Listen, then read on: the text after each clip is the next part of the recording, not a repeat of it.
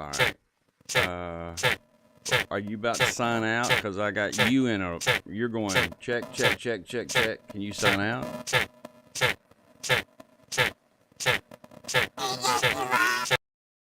Okay, there you go.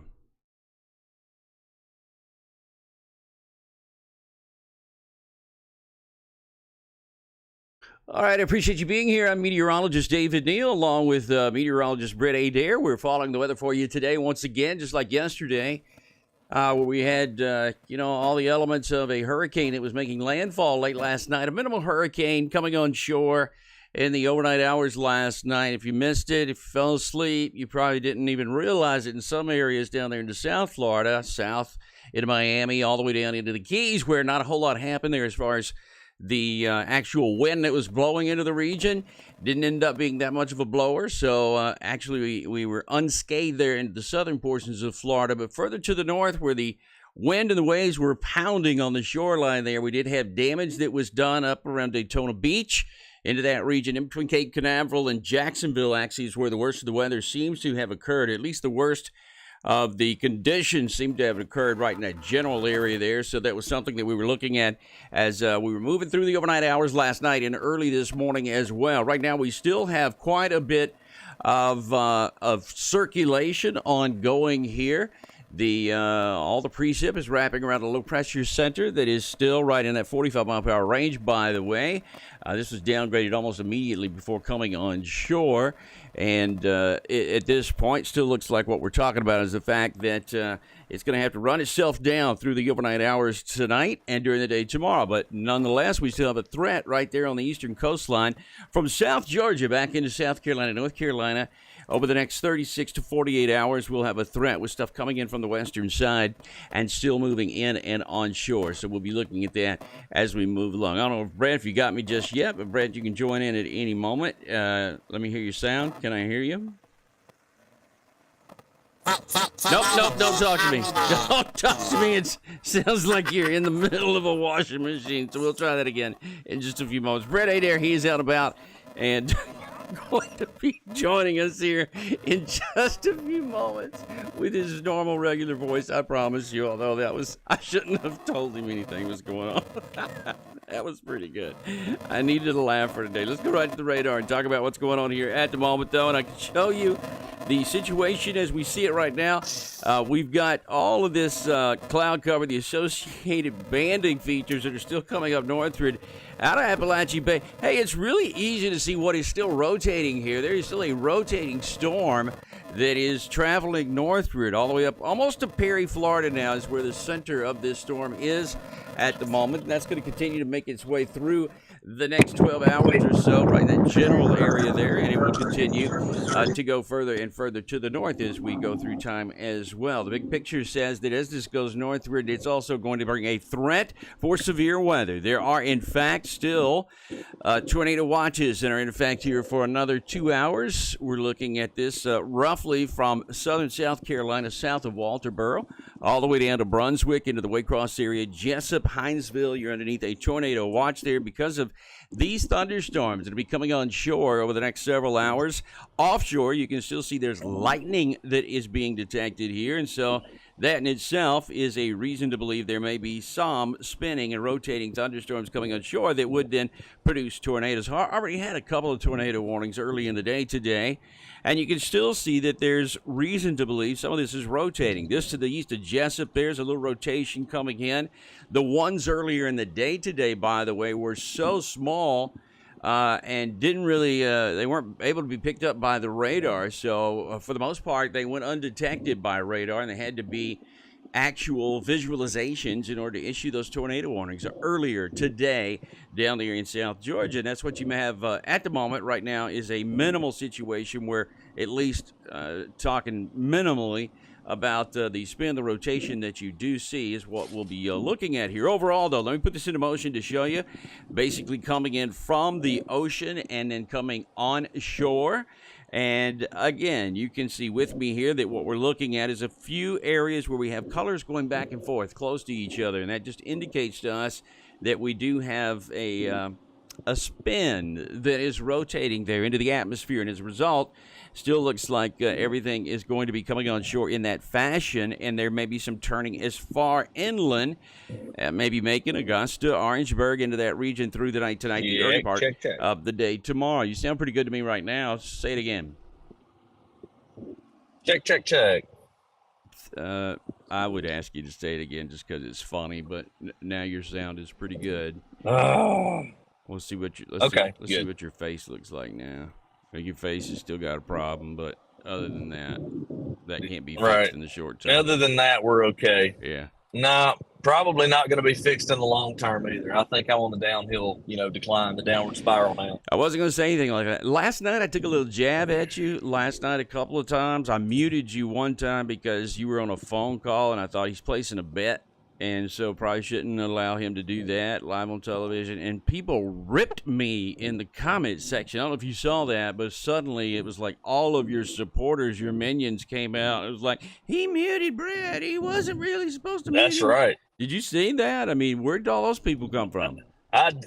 I didn't see that, but I'm gonna have to take your control privileges away. They're trying to tell you what's up. You can't mute me. There were tons of those people who came out. I don't know where they are today. Right now, got your video traveling down the road, flirting with disaster at the moment. That's where are you actually? Is that South Georgia? Looks like South Georgia to me. No, wrong again. I'm on 98. I'm actually moving up from the Big Bend area, headed toward Lake City. Going to get on 75 and jump into South Georgia. I got about another 60 miles to get to Lake City before we get on the big highway. Over there at the Osceola National Forest, beautiful spot as you run through there. I saw a bear there one time, or Sasquatch. It was a bear or something. I saw something in the woods there at the Osceola National Forest in that area. And you might remember there was a big fire there a couple of years back. I remember that you could see really, really well on the radar imagery out of that area there too. But we're not talking about that. We're talking about, let's talk about what happened last night. And in fact, we'll show some of your videos here, and I'll let you sort of talk over this. I hope you can see it. This first one is out of Fort Pierce, where things were cooking. Here's some of the palm in the background there, but the winds got up pretty well there. They did, Dave. We saw some gusts, 60, maybe even 70 miles per hour at some points in time last night. Down around Fort Pierce, this was right ahead of that eye wall. We decided it was a good idea to get out of that area because some of those places down in that southern area of the barrier there, they were flood prone. So we did not want to get stuck. But we stayed down there as long as we could, hung it out. You can see some of the signs there flapping in the wind. Some of those ditches and cars out of the road there filling up during the curve earlier on. So we saw some of that with the A1A highway. It went up into the the eye came on North Hutchinson Island, Vero Beach area, which, pretty much same type of area, same thing. The conditions to be on the north side of that eye, that northern eye wall, Beach. That's when conditions really started kind of deteriorating. You had some pretty intense winds there, and as we proceeded up the highway there, it got kind of interesting in Melbourne. That actually is a Vero there, where but here on Melbourne, we started dealing with some power outages, lights, as you can see dangling there, got took out by the wind. We had easily hurricane force gusts and just saw a crazy number of power flashes from downtown. Several of the lights there, every time those wires touch, they're not supposed to touch. There's usually a good amount of separation between them. You see arcs fly off. So that was the case. We were having to watch our back. Several of the signs started to flap in the wind there and wanted to become detached, but luckily we were good there, had no issues. The worst of the weather lasted about 45 minutes. That was about it in terms of those peak winds on that northern eye wall. And then it kind of moved on by, but the visibility dropped. And, we talk about that washing machine effect, and that's exactly what it looked like, because visibility went to nothing during that time period when we dealt with those most intense winds. You can see, yeah, the wind was blowing really hard across the roadway there as you were passing on by. So that was, that was one indication. I know you've seen much, much higher wind in a situation like that, but it was, it did look pretty bad there overall. I know it was a whole lot worse in some areas, a little bit down to the south or a little bit to the north, too, because you still had that gradient that was going on at the time that was making its way across that region, too. Let's talk about a little bit about some of the current conditions here as we have it. I'm still showing you that we do have the center itself that's working its way northward. I got a couple of satellite images here that I can show you as well that will indeed give you the impression here. I just, wait a minute, let me get rid of my face, because if you're not going to be in it, I don't want any of your minions jumping all over me here. Let's see. There it is again, the full show. And so let me put this into motion just a little bit more. The center, look at this storm right here, Brett. This is on the visible satellite imagery, which is an amazing image. It looks like the center kind of like skirting the shoreline there, just south of Gainesville, and coming northward, but an amazing image from high above looking downward. In fact, we go back to early this morning when the cloud deck was just beginning to fill in the light of day, and you have two major storms right here in this picture here. We got the tropical low and just the opposite, a huge cyclone there in the mid-latitudes.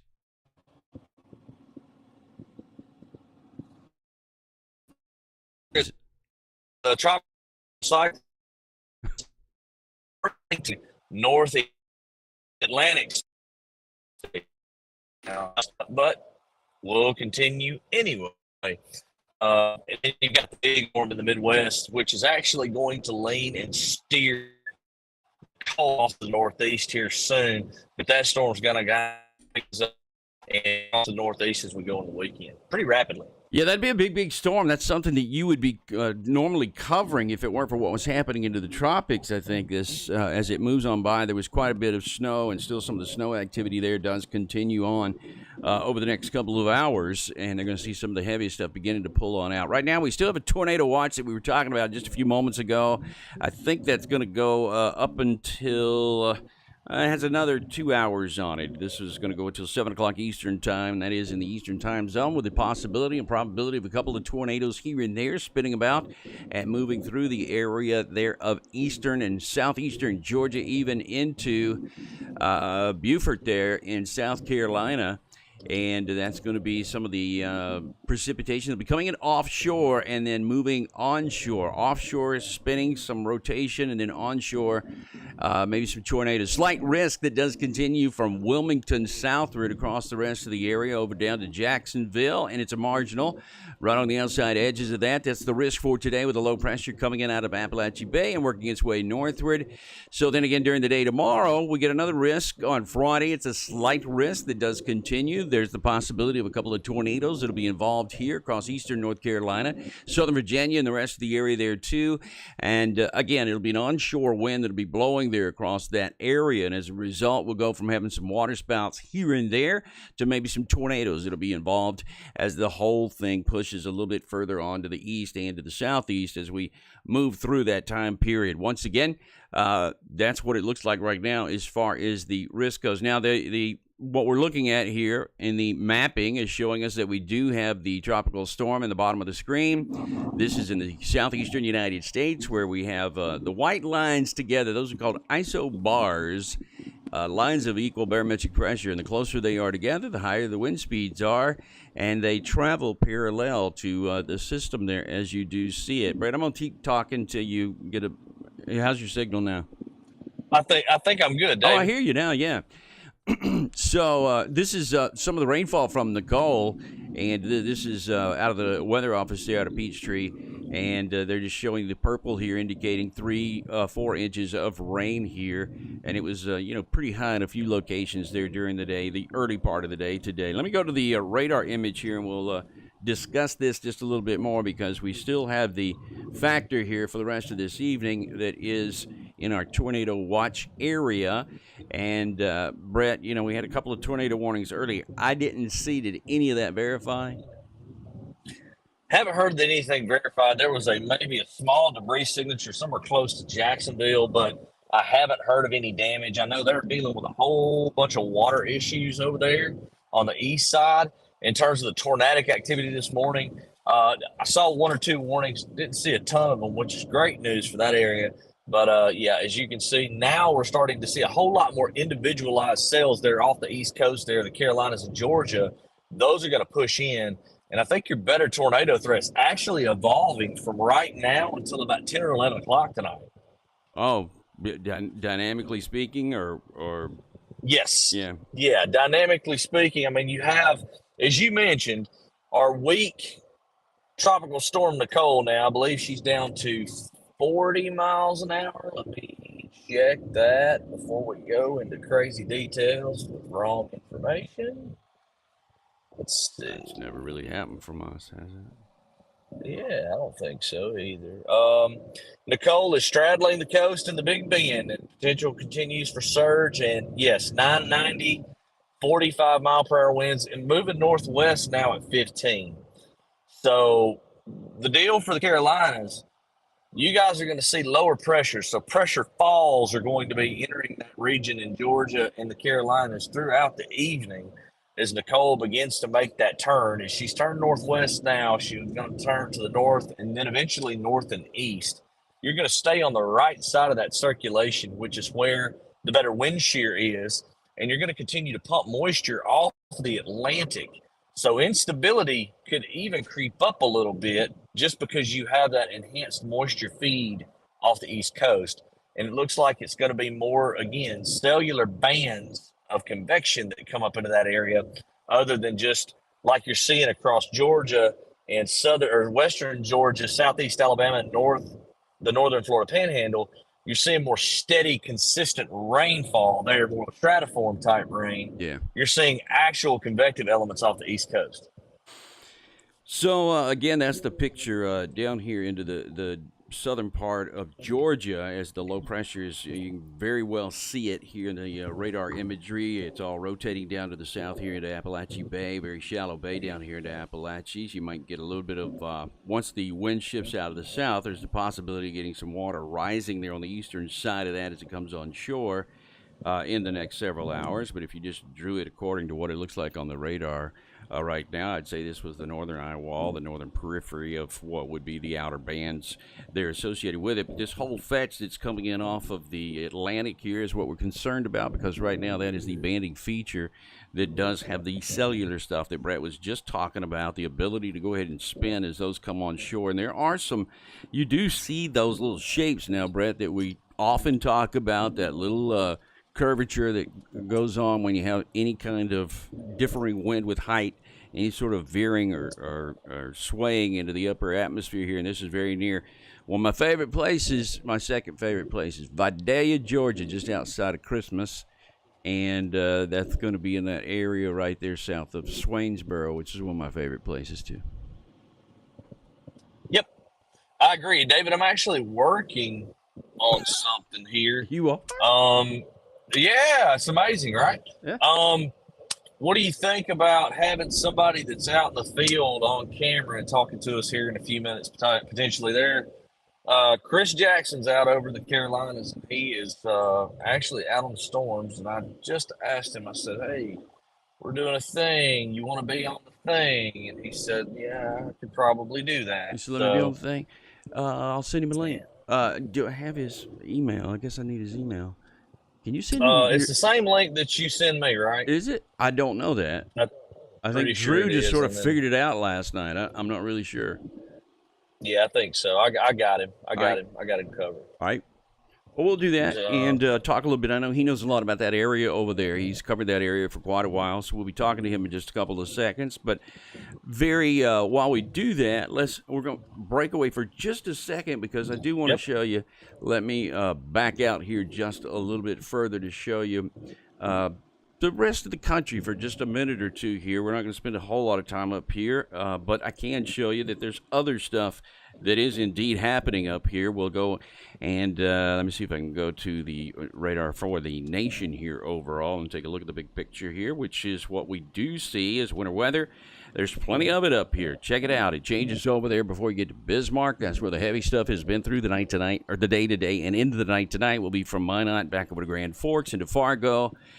Grafton through that area there just outside of Thief River Falls is where that will be expected, and it'll continue a motion that moves on to the east. But right now, Bismarck, we have some heavier snow coming in on the south side of town near Dickinson, too. That goes over to Carrington and beyond into New Rockford and Devil's Lake. Grafton, as I said there, also getting some of that. I'll have to check on a couple of the cameras up here. I know we do have a camera that we often watch up into this area. Just outside of Devil's Lake, so we'll take a little look at that coming up here in just a few moments. Back over to Rose. Baudette, actually, International Falls. Bemidji, that's on the northern side. This is up where all the lakes are. A lot of people go, a lot of people down south, they go to the beach for their second home or to spend time. If you're down here into the southern portions of Minnesota, you go up here to the north, up to the let me get this one and put it on the bottom and this one on the top.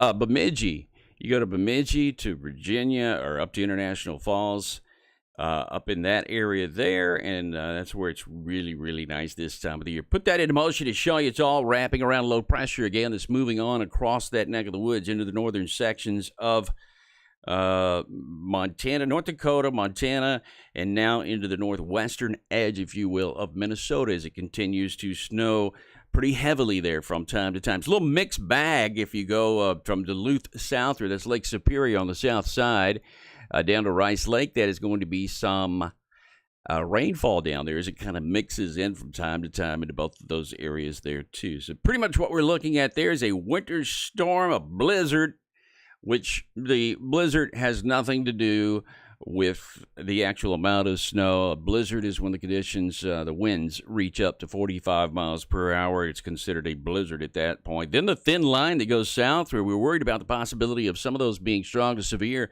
in this line coming out of Green Bay tonight, Madison down to Dubuque, Iowa, and even just to the west of Davenport, Ottumwa, Iowa, to Kirksville, Missouri. It's a thin line coming through Kansas City down to Ottawa, and the rest of that region. It's not very much precipitation at all coming through these areas here. But what we'll be watching, and there's the big swirl, if you will, that is our tropical storm. Still 45-mile-per-hour winds being reported from the National Hurricane Center down at Coral Gables, Florida, and actually down in Miami. And they are reporting what's happening here to be some of the heaviest rain of the moment. It's going to be on the north side of North Florida, right there as you get into Gadsden County, Wakulla County, northward and eastward. You'll find plenty of precipitation over there up to Bainbridge in South Georgia, up to Cairo. You know where Cairo is down here on the south side of things. This is Cairo, Georgia, Albany, or as they say in Albany, it's Albany, too many who still live there. And Colquitt over to Donaldsonville, Moultrie, Georgia. A lot of you who are fishermen and hunters, you know about Moultrie, Georgia. Then down to Augusta as well, where the college is.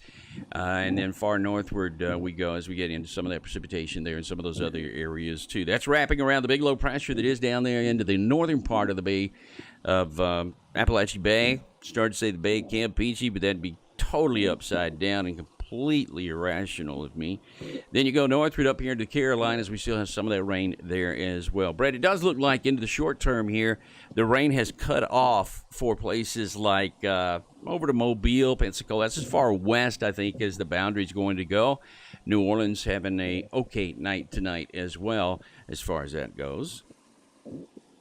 Right. Those areas may actually be more clear because on the outskirts of the storm, you got some subsidence.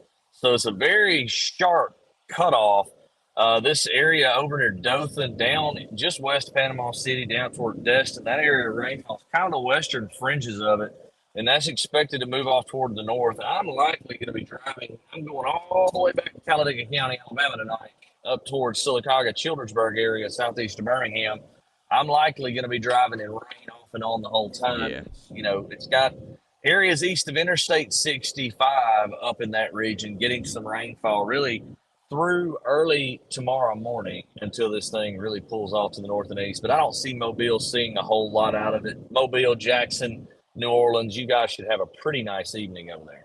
Yeah, and you're looking at the satellite image. This is the meso, which is their meso scale, which brings us all a little bit closer and gives you much higher resolution to see. And maybe right now this stuff is moving up toward Perry, Florida. This is Sop Choppy over to Panacea, but Sop Choppy. That's out at Carabel Island. Brett, you and I have talked through many hurricanes at Dog Island and that big bridge there at Carabel as you come across the roadway there, just south of Apalachicola and down to one of the most beautiful places in the world there at St. George Island that is on the very tip end there. But that's where it is right now. And you might even see through and got a little bit of a semblance of an eye right there passing over. Right. You got a very broad area of, that center circulation now, but, it's really hard to call that an eye. That thing's extremely ragged. It shows up on radar, though. Shows up on the radar, and what it was like. Tallahassee's got a pretty good view of it right now. It's just that center is so broad. It's filled in a little bit. It'll continue to do so once it really comes fully on shore and gets away from those water influences. Yeah. That's the clean IR will put the water vapor, this is low level water vapor, and again, that's where your dry slot is going to be over that center spot. But just out on the outer edges is where you'll find most of the low level moisture working its way out of Valdosta up to Jacksonville and into that area there just south of Brunswick before another dry slot sneaks in there from time to time. As far as the models go, Brett, we don't have a whole lot other than just the short term stuff that we're looking at. The HER might be something to check out here. Where is this thing going according to that? And I don't see, again, a turn to the west anymore. It does look like after we get through the rain in Panama City, first of all, this thing really starts to deteriorate fast. The dry air sneaks in here pretty well. But leading to this, which is going to be overnight tonight, just about midnight, and like you said, maybe even ramping up a little bit. Yeah, I mean, some of the modeling actually brings in higher dew points after dark up in that area. The wind veers just a little bit, but those angles in terms of looking at some of the soundings, what we look for is when it comes to tornado development, the perfect angle from the bottom to the top of the storms, typically a 60, a 90 degree, or a 120 degree type angle when we're looking for tornadoes. And a lot of those soundings have got those critical angles showing near 90 degrees, along with low-level vertical shear and a lot of instability. Well, I say a lot. Good low-level instability. And when you have dew points pumping in along the coastline there and continuing to feed in, that sets the stage for problems because that's the juice that you need. And you don't necessarily have to have it. You don't necessarily have to have the heating of the day to continue the threat, but you can see there's a pretty good surge of moisture that comes in. Yeah, that purple there gets into the 70s. That purple is the 70-degree isotherm, dew point isotherm. So, yeah, it really starts to pile in there really well through the night tonight, especially in South Carolina, that southeastern part of South Carolina there. They might even, I don't know, have you seen any discussion about moving the tornado watch up a little bit tonight or... Actually looking into that right now. The Storm Prediction Center. Let's see here. The Storm Prediction Center does not have any current method discussions out. However, it looks like the slight risk is into North Carolina, much of South Carolina, all the way to Columbia there. So, they're expecting the possibility of some tornadoes even going through tonight with this system in that region. So, not a surprise to me, Dave. Not a surprise at all. 5% tornado risk runs from, there just north of Jacksonville all the way up into North Carolina. Let's see. I'm trying to see what the Storm Prediction Center is saying on the outlook here. Tropical storm, related convection, shear profiles will be quite strong through the whole period in the area, Georgia, South Carolina, North Carolina coast. At least a conditional risk of surface-based deep convection. So, this is 0 to 3 inland here, yeah. Right. There's a boundary there. It's almost an effective one front. There's been somewhat of a wedge that we call northeast winds there. And you can see that gradient very, very sharply. It's fighting those winds some for a little while there until the system begins to move off toward the north and east. But that gradient boundary right there, we look for stuff like that for storms to form on and either cross or ride along. In this case, they'd likely be crossing some of those shear boundaries. I don't expect any longer track type tornadoes, but they could be a couple of tornadoes before they lift. These tropical situations, they spin up something there on that eastern quadrant. Yeah. SIGTOR there has a little cluster between Savannah and Charleston again toward midnight tonight. But at least into the short term, what we're looking at is we don't have any tornado warnings here at the moment. We do have a little bit of spin rotation keeps showing up in some of these, especially the ones that are offshore. What's come onshore here near Hinesville looks to be okay at the moment. Looking at the radar site there out of just out of Brunswick. South here, we're looking at the Jacksonville radar here, actually out of Duval. And again, a couple of things going on offshore here. We still have a little bit. Actually, there's a tornado warning. Bing, bing, bing, bing, bing. Where's that going to be for? Let's see. Yeah, we need to get something going for that. This is going to be a tornado warning in South Carolina, actually, here. Let me move a little bit further to the north, and it just popped up a few moments ago. Right here it is near Walterboro. We'll look at the radar again to show you. Small little kink right there, Brett, just south of Somerville, but that is there may even be another one. Now, if this is the case, if that's going to be a tornado warning there, then so is this, and so is one coming in over here. But right there's your tornado warning at the moment. Where's that one at, David? What county is that? It's going to be right there in the eastern side of, hold on here, of for the next 26 minutes, Colton and Dorchester.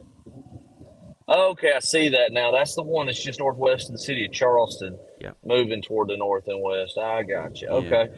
Now, you see how tiny, it's pixel to pixel. It is, gate to gate here. But look at how many more there might be. If we're going to call that a tornado, and let's see if there's anything associated with the CC on here. You got some CC on there. A little bit associated with it. A little bit of don't want to assume that you know what CC is, so we'll talk about it again. That's any anomaly that shows up in this product where you have a lot of rain, a lot of the pixelization looks and has a look of being the same. All of this stuff out here basically is all going to be the same size. These are raindrops that are falling from the sky. There are on occasion some anomalies that'll show up, and this is one down to the south here near Sprucewood. There's about 4 or 5 pixels there that are a different color.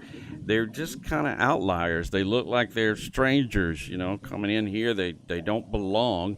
And so what that would likely be, that's only one scan. We'll see if we get another one with some movement on it. But what that's likely going to be is something other than rainfall, which might be debris. Might in this case be some kind of debris coming in there and it's following the polygon. I see the new scan came in and it didn't really follow suit, but right. No, I see that. It's again, those anomalies can sometimes be misleading, and not only that. The thing you got to think about for this time of the year is over in those areas, a lot of the foliage hasn't completely left the trees. After this storm, it probably will. We saw several indications of maybe debris the last couple of events.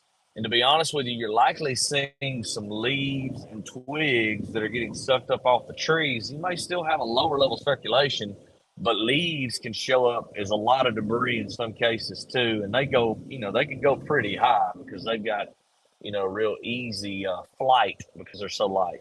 If you're just now joining us, there is a tornado warning, the first we've seen in a while. We did have a couple earlier in the day today, but right now there's a tornado warning right there along Highway 17 that comes out of Somerville and Grover. This is moving along I-26 on the eastern side, bounded by that on the eastern side up near Ridgeville and Somerville.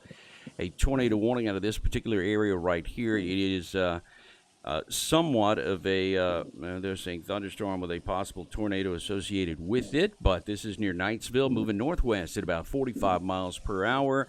In the path of this storm would be the Givens Ferry State Park, St. George, Somerville, Cottageville, Givens, Knightsville, and Kennedy's. The warning includes I-95 in South Carolina between mile markers 64 and 68. If you want to get succinct, then we do. We always want to get succinct. That made it through 2 scans, Brett, and still, if you look off to the northeast, there are a couple of areas here that are also rotating now that are of a little bit of concern.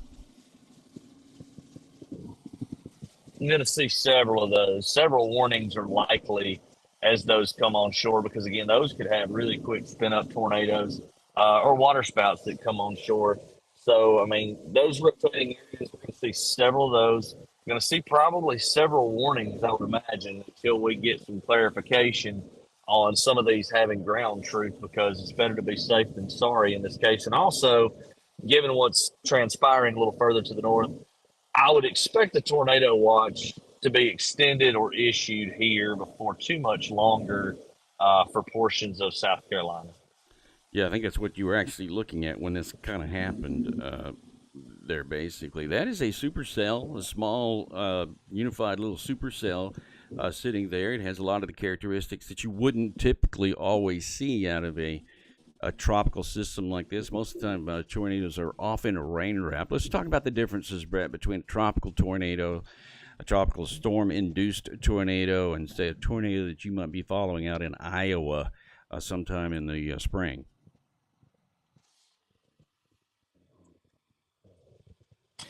Yeah, the tornadoes are typically going to stay out in the plains. They're going to be more sculpted type tornado, and they're going to also be the ones that have the potential to be big, bad, large, nasty, and take your house off the foundation and deposit it into the next state. Typically, when it comes to tropical tornadoes, you can get a stronger tornado. They're harder to see the rain wrapping the cases, so that can be problematic. And, a lot of times they don't last very long. These are actually moving a more deviant motion than you typically see a supercell type tornado. Supercell type tornadoes move more west to east or southwest to north.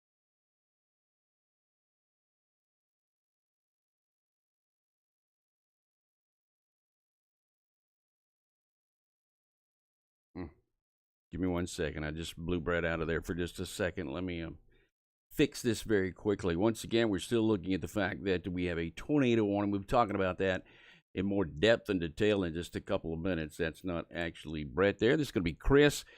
Chris, say hey to everybody. I've got you partially in screen. The rest of you is not, but I'll fix that for just a second here. Give me 1 second to get Brett back in the That's show. Fine. And then I'll add the two of you here. Once again, what we're looking at is a tornado warning at the moment that's sitting over there in the Carolinas that is still yet to come down beyond that area just south of Ridgeville. Brett, are you back with me? Can you hear me, B? I've got you, David. Are you upset? Are you hurt? Yes. So I tried to add Chris while you were talking you hurt my there. feelings. I got took out of my own shot. Okay, so I'll figure out how to get Chris. Finish up what you were saying. We had a good part of it, just not all of it. Yeah, well, anyway, these are not the same class of tornadoes. These are going to be shorter lived. They can be strong at times, but they're likely going to be shrouded in rain too, because the environment's extremely moist from the bottom to the top. So again, these won't have a lot of hail. You might see some lightning, but you're going to see very heavy rain and then bam, tornado. So this isn't something that, in most cases, unless you've been doing it a very long time, you're going to want to get out here and try to look at or spot, because these are going to be quick movers and they'll hit you quick and you won't see them coming in most cases. So we still have that 1080. We still have the tornado warning that's in effect there. It still has 19 more minutes for this tornado warning there just to the south of Ridgeville. This is going to be there into South Carolina near Dorchester. And Dorchester County goes until 5:45, and at the present, that storm is moving generally off to the northwest at about 45 miles per hour. Keep that in mind if you are paying attention to what is happening into the short term as well as what's going on into the long term, because we still have plenty of activity there with that whole situation coming southward and moving into the region here too, Brett. Right now we do have that tornado warning that is still in effect there for a little while longer. Other than that, we're still expecting. Do you see anything else about the fact that we might have more tornadoes, any kind of an extension to that watch tonight? Nothing official yet. Again, I think we both know from the experience with a tropical system making landfall and weakening, and us seeing those type of signals on the radar.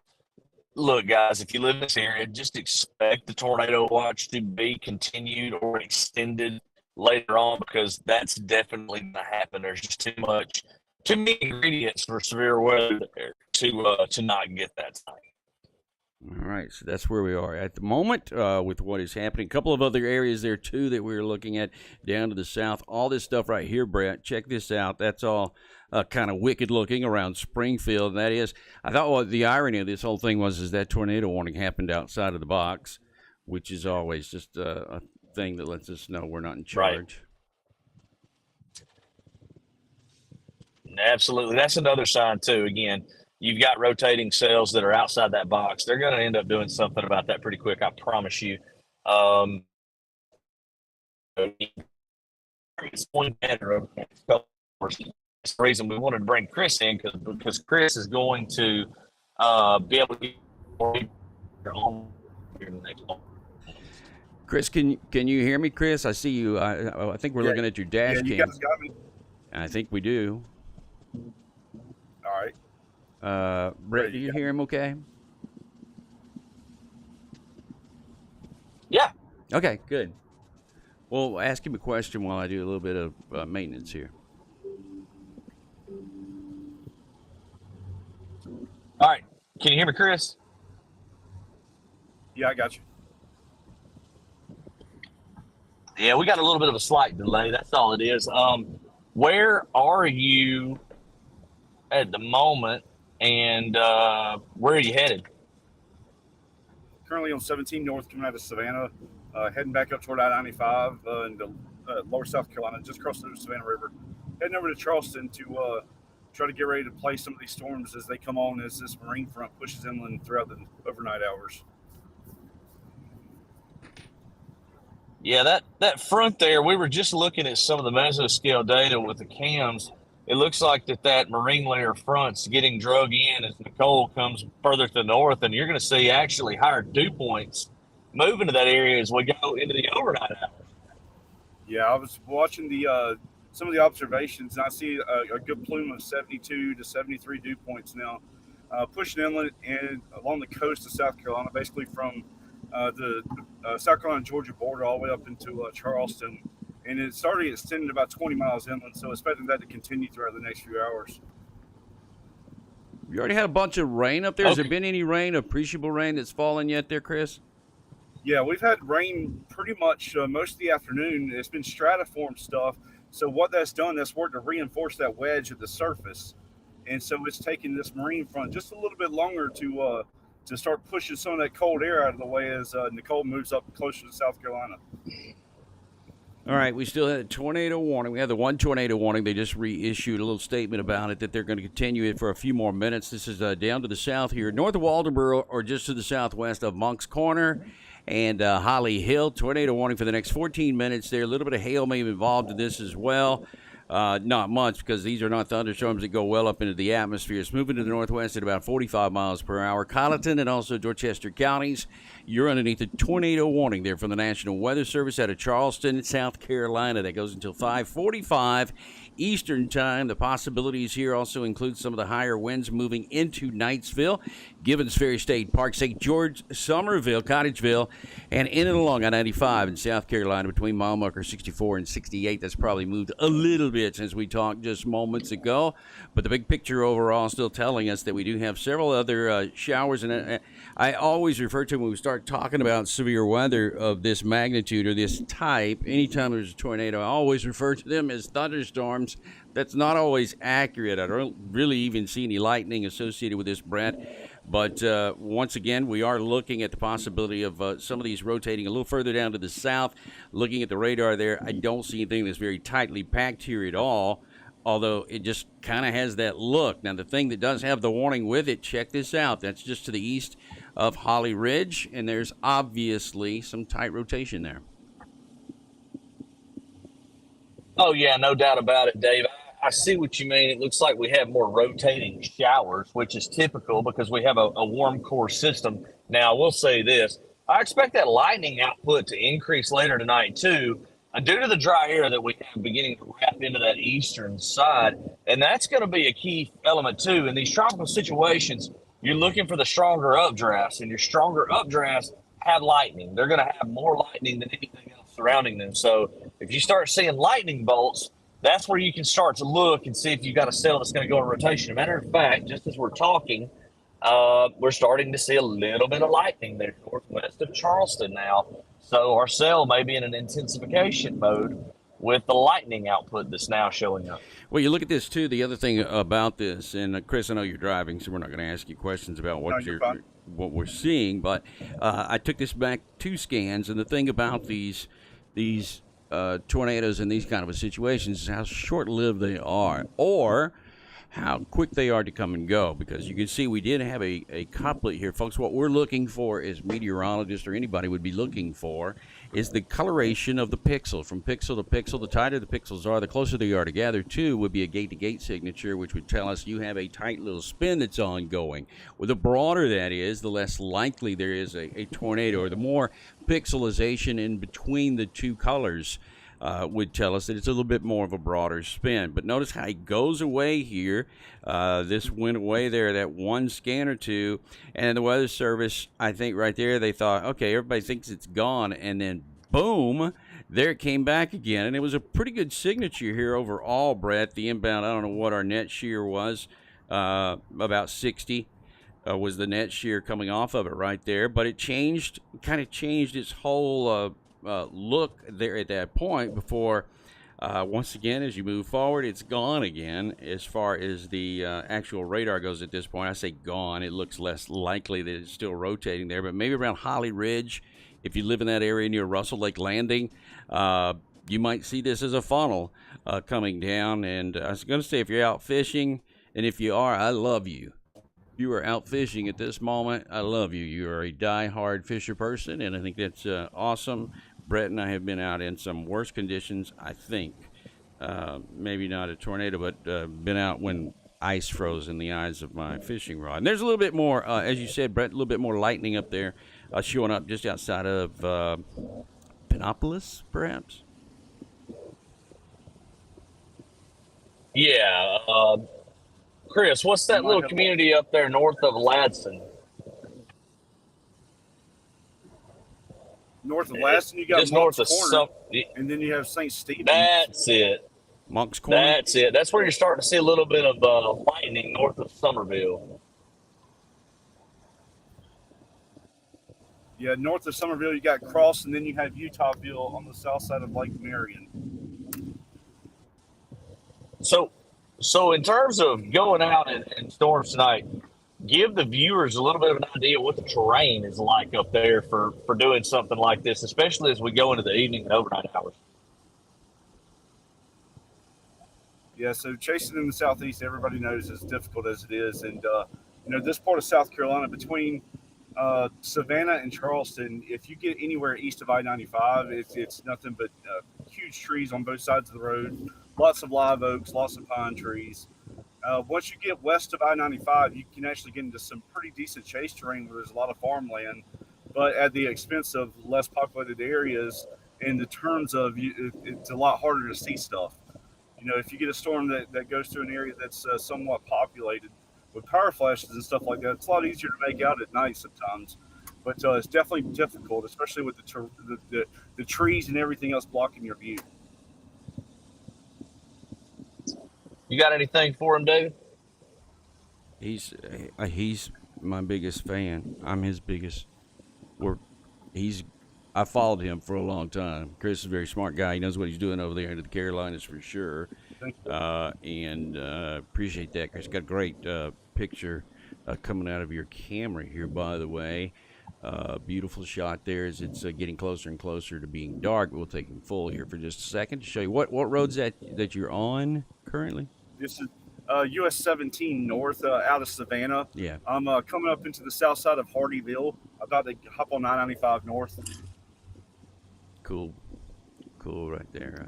Some of the low deck you can see, that's reminiscent of what you'd see on the outer edges, way far away from the center of a storm that'd be making landfall, but you can see the cloud deck there as he moves along. Some of the residual water on the roadways there, a little bit ponding here and there across the region. Nothing that looks to be too awful at this point. The tornado warning that we had a few moments ago, it is still out. It's got 8 more minutes on it at the moment. I don't think there's rhyme or reason why they would go ahead and reissue that, because they don't see anything else that looks ominously like it's coming back together again. I don't see anything that looks like it would be anything like a debris signature there with this. Maybe that last little kick, but I'd have to see another one. Normally it takes 2 or 3, so you can see if there's some sort of motion. If it's an artifact that's there, a windmill or something of that nature, sometimes you'll see me go, oh my gosh, an entire town blew away, and then you realize it's not moving. And so that is definitely something else. That's Brett's drone or something that's probably up there at that point. Once again, this is in an area, too, by the way. The yellow indicating the tornado watch. Still have an hour and a half on that, about an hour and 20 minutes, actually, in totality. Whether or not they reissue that and move it further to the north, we don't know at this time. But that's southeastern Georgia, South Carolina, the coastal waters, and beyond. It's in yellow that goes all the way up there, almost to Myrtle Beach in South Carolina. One of the big questions is, will that be pushed a little bit further to the north later on tonight? Is that going to be the case as we move on through the overnight hours with those dew points coming up that we were talking about? Chris and Brett mentioned that we have dew points that are climbing here as we speak, and as a result, the atmosphere is a little bit more prime as we're going a little oddly into the overnight hours here, Brett. Right. This is going to be the case. I mean, this is going to be a longer night, most likely, for those areas up along the coastline, as Chris mentioned. It's very tough east of 95 down there. Charleston's pretty tough as well, but if you were to get a water spout or, unfortunately, some sort of tornado coming in, that'd be one of the areas where you would want to be able to, spot it, because basically you're using light pollution at that point. Once we get into to nightfall, we're going to be watching for any kind of power flashes or arcs that we could find, and just, use that light pollution to our advantage, unfortunately. So the time for visuals is about over with the naked eye, and we're getting toward the 6 o'clock hour here on the East Coast, and nightfall is upon us. An hour earlier than it was last week, at least as far as the clock is concerned. It's now 4:40 here at Central Time, 5:40 there in the East. And caught me by surprise. It is Thursday, November the 10th, presently as we speak. Somebody here, Jamie Nova, says Daytona lost a lot of the seawalls there than the beach during Ian. Is that why there's so much flooding there, Brett, losing the seawalls from Ian? Yes, absolutely. That is a great point to bring up. So Ian took out a lot of their seawall, and also took out any of the dune barrier that they had there, really north of Titusville. So areas to the south, they scathed pretty well. We were in Melbourne last night, Melbourne Beach down to Vero. They did really well with the system, which it came on shore closer to that area. And, Daytona Beach, Daytona Shores, let's go down through here. Jacksonville Beach, Flagler, big issues up through there.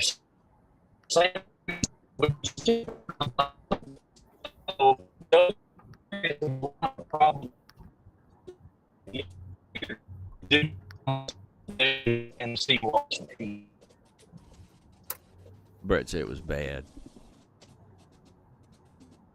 Okay, so yeah, we've lost you for a second there. That's okay. We still have Chris. Chris cares, so he's keeping his signal. Yeah. Let's talk about the future here again, because we do have a forecast that still brings all this northward here. There's a pretty good shield of rain coming into South Georgia now on the south side, and by rain I mean not just the showers and the thunderstorms that you see there, but there's a pretty good area of rainfall from Thomasville, Bainbridge to Thomasville, my very first television station, by the way. was in Thomasville, Georgia. I drove from school to go up there. It's a beautiful part of the country there in southern Georgia, Valdosta there to the east, and you get back over here to Waycross into Blackshear, and far eastern sections of the state into Brunswick. And here comes the first band, as you can see, that's coming on shore. Right now it looks like rainfall, but embedded within, there's a few pockets here. There's some lightning beginning to show up here and there. Maybe some individualism trying to take place in a few of these thunderstorms as they come on shore too. We look at the radar up here a little bit further on, and that's when we start to see a few more of the colors that come back and forth coming together. This one up near Walterboro was a tornado signature there for a few moments. It dissipated, then came back again, so it's one of those situations where that will be the case. Right there you can see, you don't have to be a meteorologist to look at this and go, hey, that is something a little bit odd. We got wind coming toward and away from the radar site, green coming toward the radar site. In this case, that light blue is in the other direction. And if you just look at it, we have differing wind speeds here. There's a negative 69. On the other side, we got some positive 30s and 40s. Had a net shear there of about 80 miles per hour at one point. So there is obviously some spin, some rotation occurring in each one of these. And then when they come down and touch the ground, which is what we don't know. If we knew about that, you could let a lot of these spins go, but you have to assume each one of them has the potential to come down to the ground and or in this situation to come and go rather rapidly. Sometimes I tell you what, it's a gift actually when you see the data like that. When you get a velocity lock like that, Brett, sometimes it's just a gift. It's got to be pretty close to the radar site because they just don't go up very high. Yeah, absolutely, Dave. Again, lower level spin is what's going to be involved here. That's another thing that keeps these from being your longer track significant type tornadoes is they're just not deep. So, these are what we call mini or tropical supercell type situations that are usually very shallow. Sometimes when you get dry air working in, again, you can get those little stronger ones though, because they can grow a little bit more vertically than your average rain band. So we're going to be watching that very carefully. Something else I noticed that was really kind of weird to me is the hurricane hunters actually took off out of Keesler. I guess as this was going back out over they thought it might go out over the northeast Gulf. Well, I assume when they saw the satellite images after they got to just about Destin, and they saw the satellite images, I would assume, of the center hugging the coastline, they turned back around and went back to Keesler. They decided it wasn't worth it, I don't think. But let me tell you something. I'm often amazed at how, they will hug the coastline there, and they don't, if there's any opportunity at all to take that plane up, by golly, they're going. That's a Hercules J C-130 that they go up in there, and they don't conserve gasoline. I forgot. Chad told me one time how much gasoline they go through in those things. They put it air fuel. It's not gasoline. I guess it's a type of gasoline. I'm not really sure at this point. And they do it. So they run those anytime it's a possibility. They're out and up in the air trying to get some information for us. Got a little heightened area here, if you will, of echoes coming back to the radar site where we got a little wind gust, if you will, that are taking place here around Holly Hill again. We got some of the higher winds trying to sneak into that area there, but as you can see, there's some 30 to 40 mile per hour winds in that small little area around the lightning, but there's no opposition to that. There's nothing going in the other direction. So that is all moving in that same direction toward the radar site. So it is, kind of coming parallel, actually, I think, at this point, moving just off to the east of the site there. I don't know if there's any reason. Let's look at some of the other radar sites here. Maybe that's the one down there. We'll go a little further down to the south here to take a look. The next radar site's JAX, and right now, not a whole lot happening here other than the rain. There are still some lightning strikes. In fact, there's a pretty good area of lightning strikes offshore from Jacksonville Beach here at the moment, Brett, and they're kind of clogged up here in an area, and that again, maybe as the low comes onshore a little bit more, and we still get some of the dry air impact of what's going to happen here. There's actually quite a bit of lightning just offshore. Yeah, you can see that there east of Jacksonville down to almost Melbourne off the coast. Those are the cells that are going to pump up to the north and west, up into East Georgia and South Carolina. So, again, that's more reasoning for me to believe there's going to be issues as we go into the overnight hours because a lot of dry air, a lot of low level moisture. I mean, those two things, mid level dry air, low level moisture, and wind shear, they can cause some havoc. So, everybody that's in these areas, I would go ahead and say, if you got your weather radio, go ahead and set that thing up. Make sure you got good batteries in it because you're going to need those things more than likely later tonight, maybe even by the time you're getting ready to go to bed. You're going to need to have that thing in alert mode so that when any of these tornado warnings come out, because there will be several more, so that you're alerted, especially if you're trying to go to bed. Because I know tomorrow is Friday, TGIF for everyone else, and we all want to get up, go to work, and we're ready for the weekend. But unfortunately, you might have a little bit of a detour later tonight. Got the 3D mode on here that, sometimes you kind of like to look at this from this angle, the airplane view, if you will. But it shows you where the higher thunderstorm tops are. I call this the candy cane feature because it kind of looks like one of those, not candy cane, but one of those little things that come up to a peak, Brett, that you get at Christmas. I'll get you some this year. I hate them. They don't taste good. You look real confused.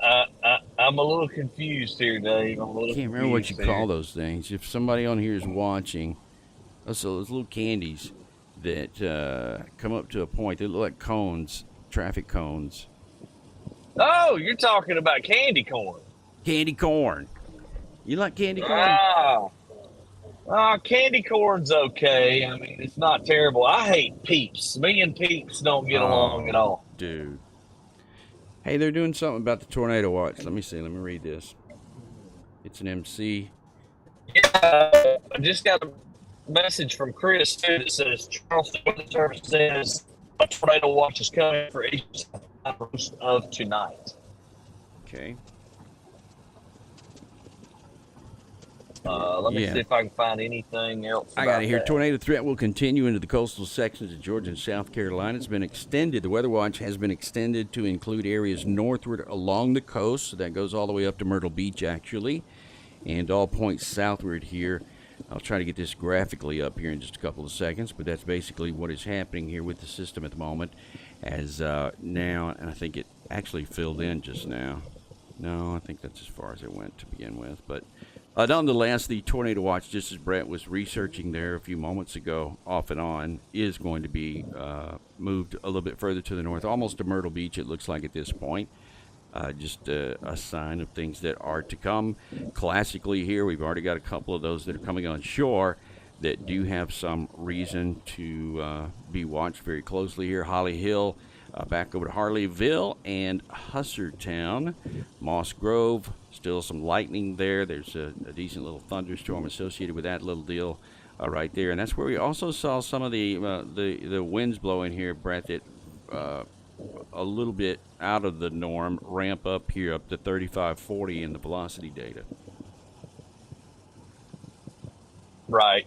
You're going to see those areas. That's what we're going to have to watch for all night long, literally all night long. I feel bad for Chris in some essence because he's going to get to deal with this on the ground literally all night long, I feel like, and it's not going to get any easier. It's going to get worse. Probably. And again, by the way, that risk goes into the day tomorrow as well. There is a slight risk, again, that encompasses pretty much that same area, so be looking out for that during the day tomorrow. We'll certainly be watching that along with you. And should we have some sort of a situation where we have a prolonged event long enough for us to get on the air and stay on there. Chris, you got something?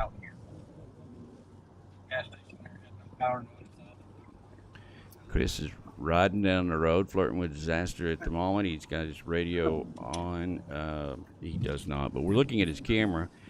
Beautiful shot. There's the sun is beginning to set there in that portion of Georgia and South Carolina tonight, Brad. And, overall, in a little bit of a lull here at the moment, but we're a far cry from where we were last night when we were thinking, what in the world is this big glob, this center thing, this donut hole that looks as big as, half the state of New Jersey.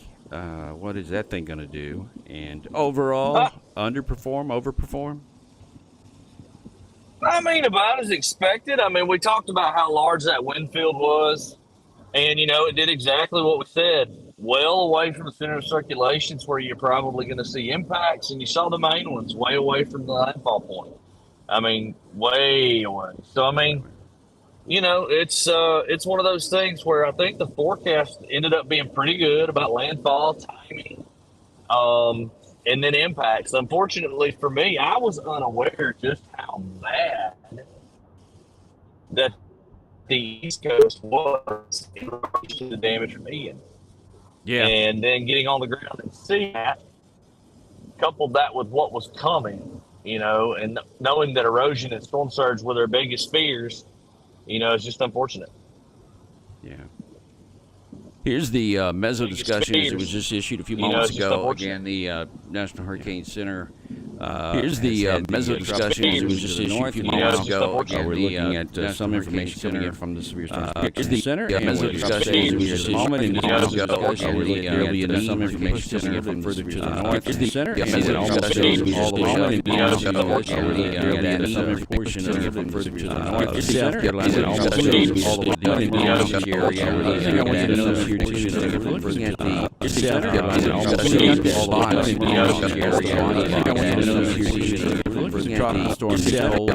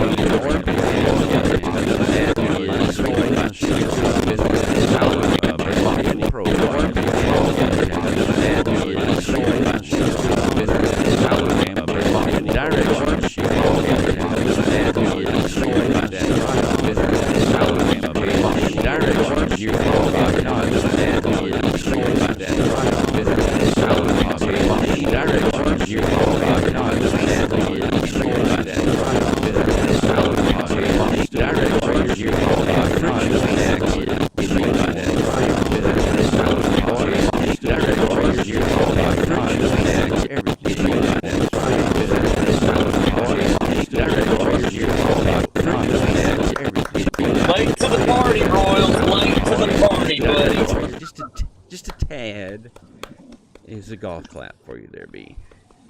Hold on just a minute. Let me take a bow in the seat here a little bit. No, I'm just messing.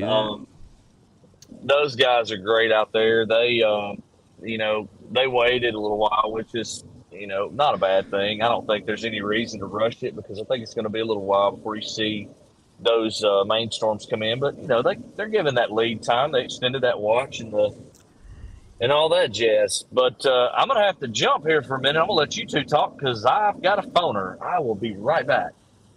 Phone who? Her who? I don't know. I can't tell you that, Dave. Oh, okay. He's got a phone deal to do. Chris, you still with me here? Absolutely, Dave. I'm still here.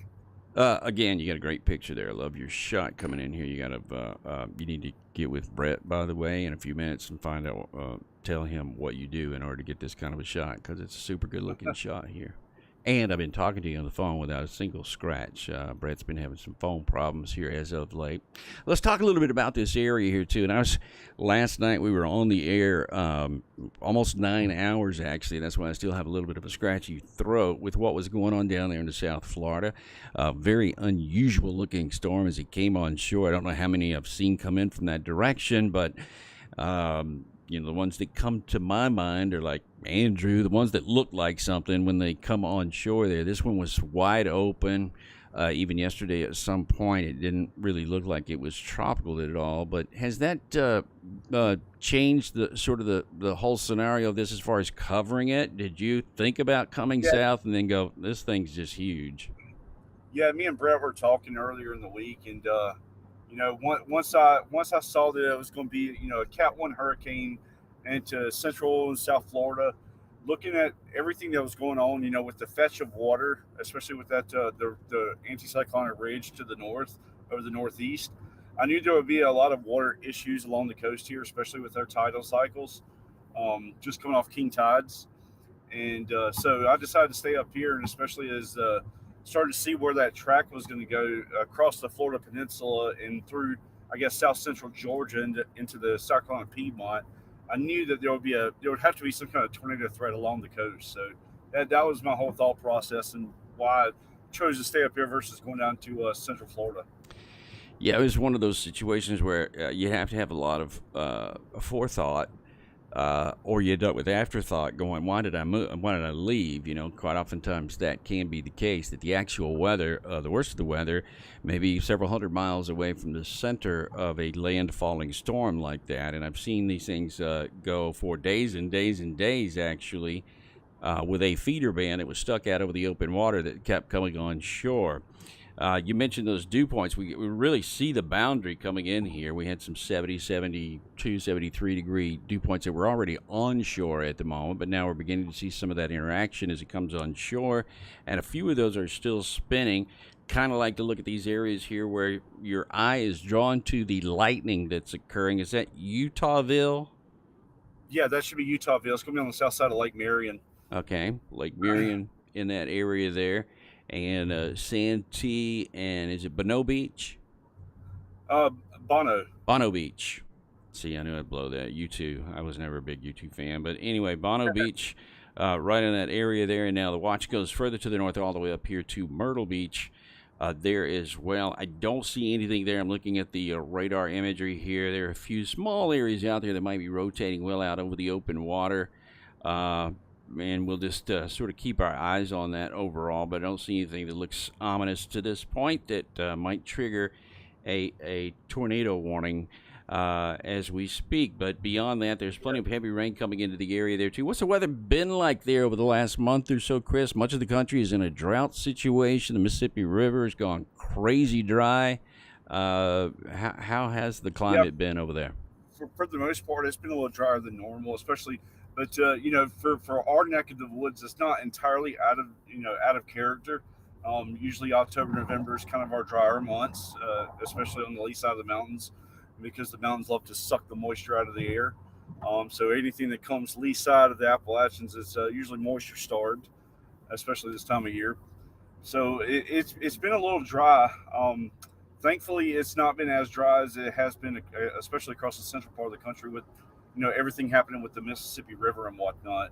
So that's a plus, thinking about everybody out there that's impacted by that, because I know from, farmers trying to move grain and everything else that moves up and down the Mississippi River, that's a huge, I guess, source of commerce for the country. Absolutely. And I hate to see folks going without that. Yeah, it's not been pretty at all, and I don't think they got much out of the last front that went through at all to help the situation. It would take, sometimes people will go, well, we've got, and a tropical system will do this sometimes. We'll dump tons and tons of rainfall in an area that is in a drought situation, and people will go, well, the drought's over with. We had 9 inches of rain, but it doesn't work that way.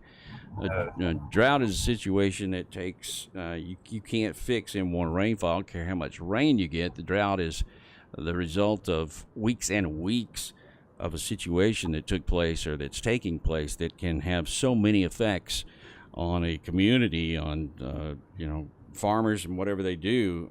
If you are a farmer, and I've been a farmer several times, attempting to be a farmer several times in my lifetime, it is not an easy thing to do. And so I always feel for those people. And hopefully we do get some rainfall off and on there across the Mississippi Valley. There is a unbelievable. Now, you are the kind of person who saw the big blizzard coming. Is that something that you might effort to go to if it weren't for this? You talking about the blizzard? Yeah, no, not to the Midwest this time of year. I'd like to stick around here, but once we get into January and stuff, start doing some nor'easters. I went to Boston last January for that big nor'easter they had up there, where we had hurricane force wind gusts out on Cape Cod. That was one of the most interesting weather things I've ever seen in my life. Really? Having whiteout conditions with winds sustained over 50 and gusting well over hurricane force. Kind of been there and done that. Brett, how'd your call go? It went great. Everybody says hello. They love you. They miss you. Seriously? Yeah. I've broken my pen. I have a pen here. David, you're talking about the setup across South Carolina though right now. Just looking at the meteors is kind of interesting. Basically anything from I-95 east, you got easterly winds at the surface now. But once you just move inland to I was at Barnwell County over to north and even into Columbia, you still got winds out of the northeast and with surface temps into the mid 60s. So I guess that little batch of precip is almost kind of like the front as it's pushing inland. Good deal. Now, there's definitely some wedging going on over there. We've got those northeast winds, and Chris, you correct me if I'm wrong in thinking here. That boundary where that most unstable air pushes inland is probably going to be that little battleground, battle zone area there for any of those cells that can rotate across it. Yeah, absolutely. Basically, what I was telling my folks here locally the last couple of days is the I-95 corridor, basically 20 miles each side of I-95, and then basically from Charleston south toward Beaufort. That's going to be my most at-risk area. And then, as we go throughout the night into the early tomorrow morning, that risk will shift and continue along I-95 up to the Florence area and then over to the Grand Strand and Myrtle Beach. That seems to line up pretty well with what SPC's thinking too, David.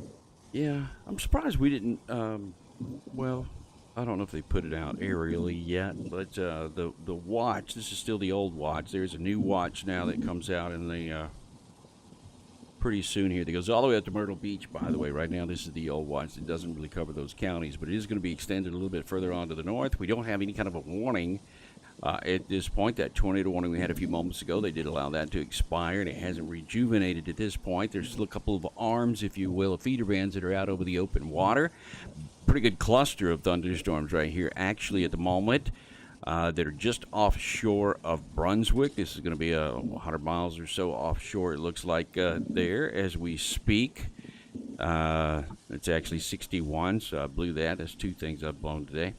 And that is offshore, and let's see if we've got any kind of a rotation around that. Well, it's a little bit out of the Doppler range here, but basically that's definitely something like that is what we'd be looking at. And actually several clusters here that are offshore that do have lightning embedded with them. And oftentimes when you see lightning cluster like this, it is the genesis of something, the genesis of what could be a tornado or spout beginning to form. That's been proven time and time again. And again, if we look offshore here a little further to the north, up just outside of Myrtle Beach, there's some rotation there, but nothing that's tight. It's all a broad rotating sort of a situation here at the moment. So we'll follow that as that comes on shore here over the next couple of hours. Rainfall rates are pretty high when you get underneath this stuff, so watch out for that. And just sort of keep that in mind through the rest of the evening. Those who are driving, Chris, Brett, y'all be extra careful out there tonight.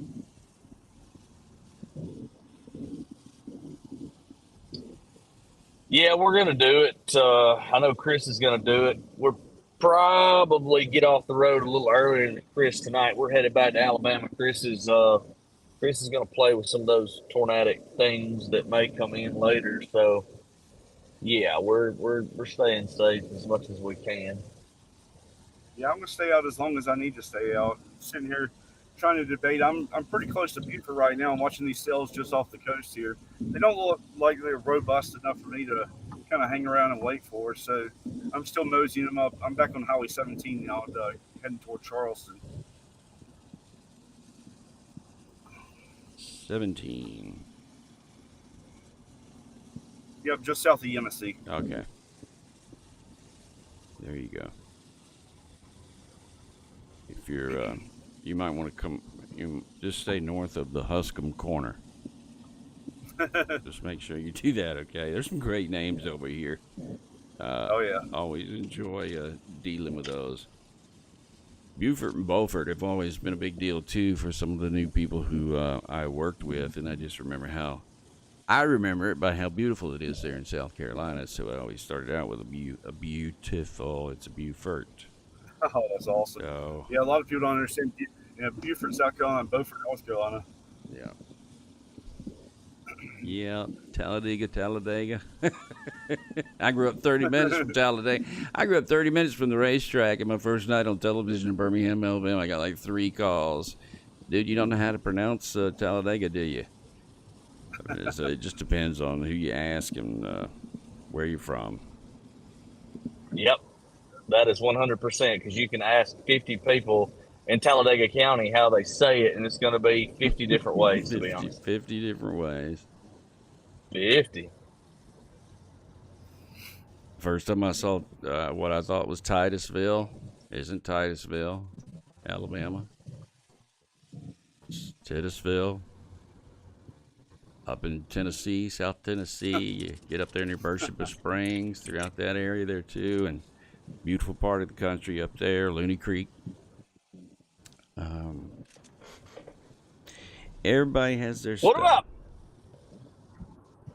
What about, let's see, there's a couple of names in Alabama that we can get into that are really interesting, like Possum, Trot, and what else we got down here that's interesting, David?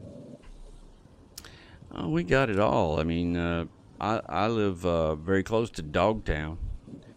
And if you know, I don't see anybody online that said anything about it, but I mentioned Dogtown last night a little bit. Dogtown is famous for a furniture building. They had a huge store here, and it was always, where are you going to go get your chair? You're going to Dogtown.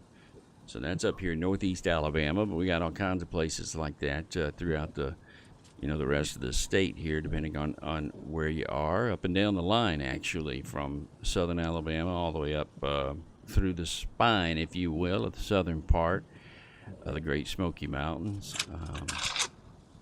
But as you said, a lot of it is over in that area. Ballplay, Alabama is just to my southeast. Not actually weird, but just kind of, you wonder where they came up with that. I mean, was it a Sunday afternoon? Everybody said, hey, come over and let's play some football. And then somebody decided, hey, let's camp over here where we played football the other day. And then before you know it, there's a house. And then the next thing you know, there's a post office. And they're like, what are we going to call it? Well, we started out playing ball here. Boom, shakalaka, it's Ballplay, Alabama. Or not. I don't really know. We really do. We got some interesting places that I'd never heard of. I mean, I know we got like Burnt Corn. That's one of the communities in Alabama. Yeah.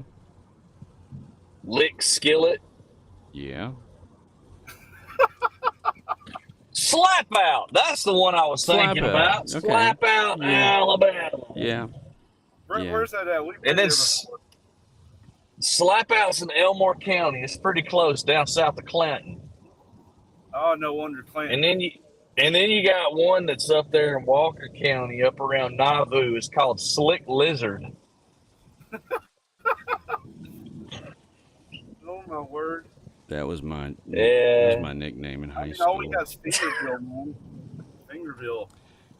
Well, here's where my father is from, and if somebody's watching who happens to be there, I did meet another person who's been here before, but this is in northern Tennessee, on the Tennessee-Kentucky line. It's right here just north of La Follette or Caryville or north of Knoxville.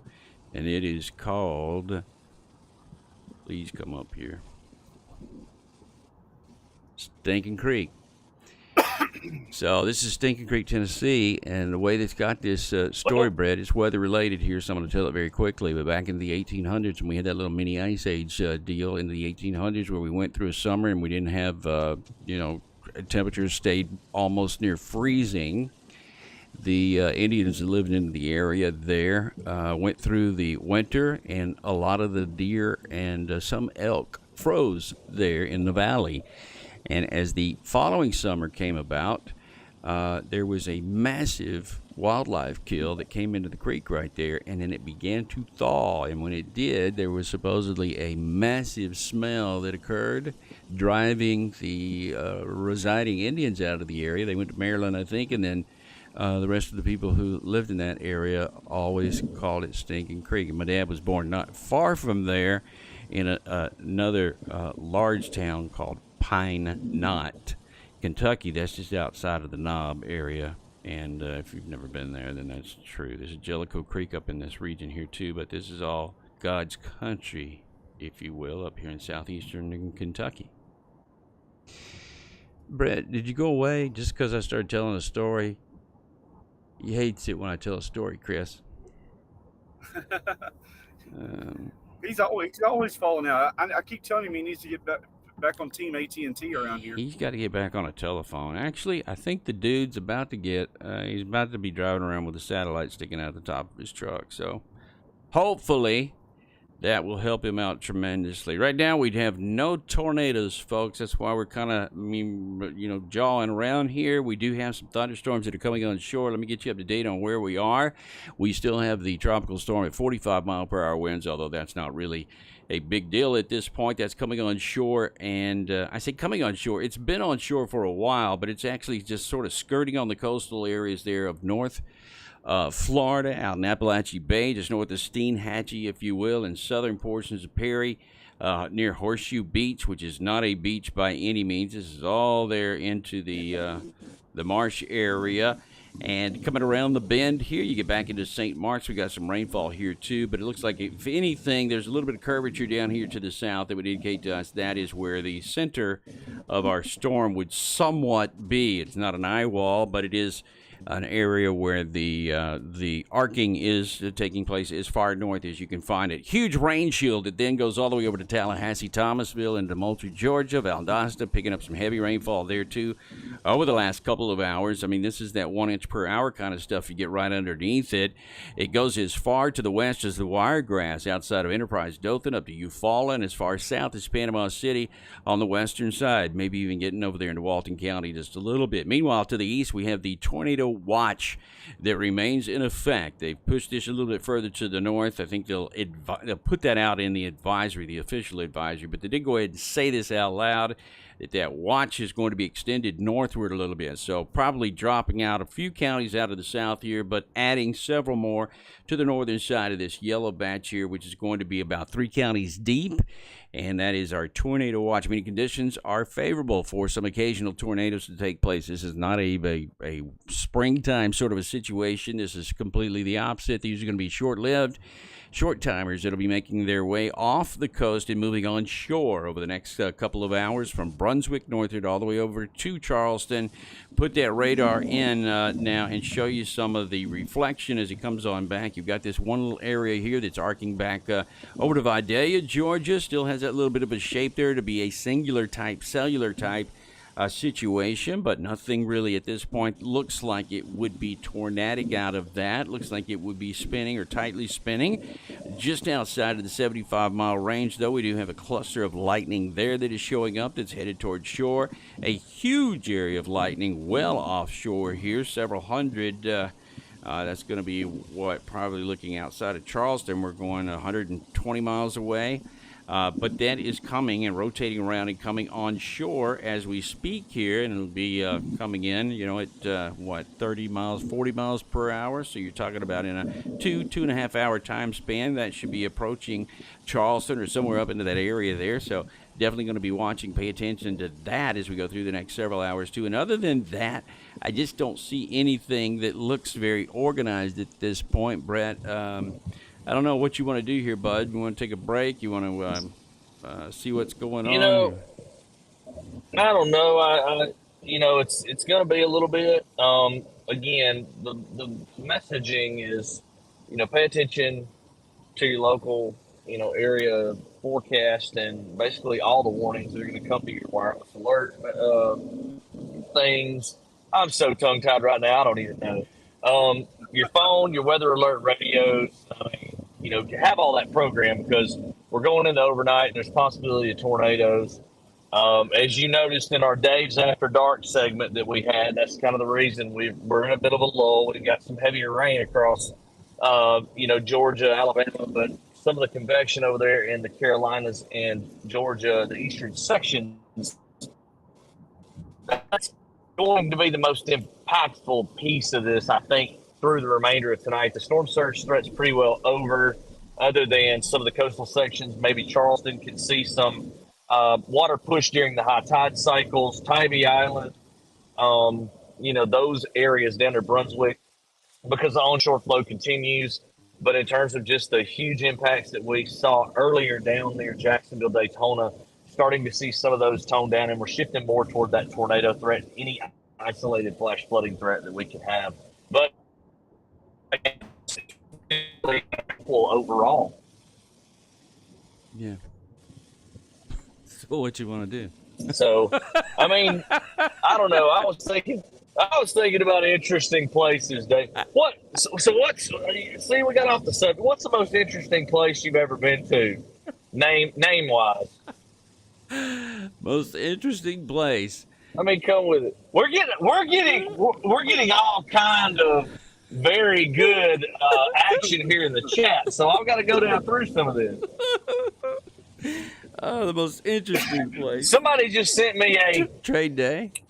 Somebody just sent me literally, listen, somebody just sent me a message and they said, since David has a chicken, ask him if he's ever been to a place called Gobbler's Knob. Yeah. Yes, I have. So, yeah, they make a very good drink, too. That's probably the most interesting place. They make a very good drink, by the way, Gobbler's Knob. They have a good bourbon. Any of y'all ever been to Truth or Consequences, New Mexico? Yes. New Mexico, yeah. New Mexico. That's another good one. There's got to be some good ones. Everybody's sending me. Look, there was more engagement during that little segment than anything else over the last hour. So it was interesting just to see that started pouring in. So. Actually, anyway, Gobbler's Knob is it used to be a little swim when I was lived in Helena, south of Birmingham. That was the name of our swimming pool, was the Gobbler's Knob community swimming pool. That's why I thought of it right off the bat there. But there's a bunch of Gobbler's Knobs here and there across the area. You go over to Georgia there near I think it's Varnell. There's a Gobbler's Knob. Is there a joke in here that I'm supposed to be picking up on that I'm just, because you're out of the shot? Normally when you're out of the shot, it's because you're laughing at me. just choked. Get something to drink. I'll tell you an interesting thing that happened yesterday that nobody knows about. I don't think anybody knows about. Was I can't say that on the chat, buddy. Yeah, Penny pooped on me twice, but that's not the most interesting thing. The most interesting thing was it's the second time it's happened to me. I don't know if I'm not drinking enough water or whatever the case may be, but you and I were talking yesterday, and I felt a cramp coming up the back of my leg, like football players do, and I hit the ground. I went to the floor.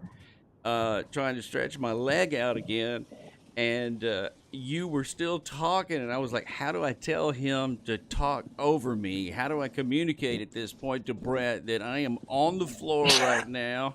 I'm having a leg cramp. The microphone is about 8 feet from me. how's this all going to work out? And so I just really talked really loud. I didn't have my earphones in anymore, so I didn't know what you were saying, and it was a little bit of a confusing moment there. But then I came back and put my earphones back in, and you were none the wiser. I mean, we just kept on talking. I thought, really? I went like 2 minutes there, and I wasn't even there, and I'm that uninteresting that he didn't know I wasn't there. I love your red light, by the way. Pretty sure that's illegal. I know. So we had to put the code red out. Everything's, we're going to days after dark now, it seems like. So That's not till 10. had to throw the code red in there so everybody knew. Yeah, we're going to have to start another channel for this type of thing. Basically, we're doing these shows, and we're going to do the live coverage. And when nothing's happened, we got to find something to do. David and I are really that bored sometimes. So I got come some up with something. ideas. I got some ideas. Some stuff that, yeah, I got some stuff that we'll figure out that we'll have to do. None of them involve food, so But I you won't honestly, be participating. Are you trying to say I'm fat, Dave? Is that what you're saying here? I didn't even get close to that. Take That was offense not to even. that. It's not even. I take offense. Although, again, your head is much bigger than mine tonight. Look how much bigger your head is. It's huge. Crop tool's a great thing, Dave. It's a great thing. I don't know. I'm well lit. Everything is Just good. don't. You look kind of red. You look like your Pepto-Bismol commercial. Like, can't believe I ate the That's what whole we're going thing. for. That's what we're looking for. Yep. That was the angle we were going for, Dave. But I just don't see a lot right now. I mean, Chris is driving, and that's fantastic. He looks like he's burning gas. Chris, what's the price of gas per gallon there right now? Oh, I gotta remember. I think it was like 310. I think. 310. Man, that's a 311. travesty. What is it, like 310, 311, whatever it takes? That's a travesty. I know. I'm. We could take some of these profits from the From the what, ahead. Brett? your 400 what? I was gonna say I'm 420. I'm 412 and a half miles in for today, at 7 hours and 48 minutes and 29 seconds and 23 miles a gallon. So, do the math. Are you driving a just Tesla did. or something to get all that information? You just did. No, I'm in the Durango. Okay. Well, I was just wondering, we ought to take some of these profits from these gas companies with fuel being so high and fill all these radar gaps. See if our government folks can do something about that for us. Can I talk All about right, the guys, weather we're going to again? talk about topics. Let's go. Well, let's look, go. I mean, you got to this is. It's getting closer together. They are. You can see what's happening out there. I mean, you now get a sense of what's going on out there at the moment in that one band that's coming on shore. There is some rotation going on there. And you can see if you just put the reflectivity on there, those structurally look like they're different than all the rest, and they are kind of rotating. These are going to be water spouts that will be coming on shore here in a couple of hours near Myrtle Beach.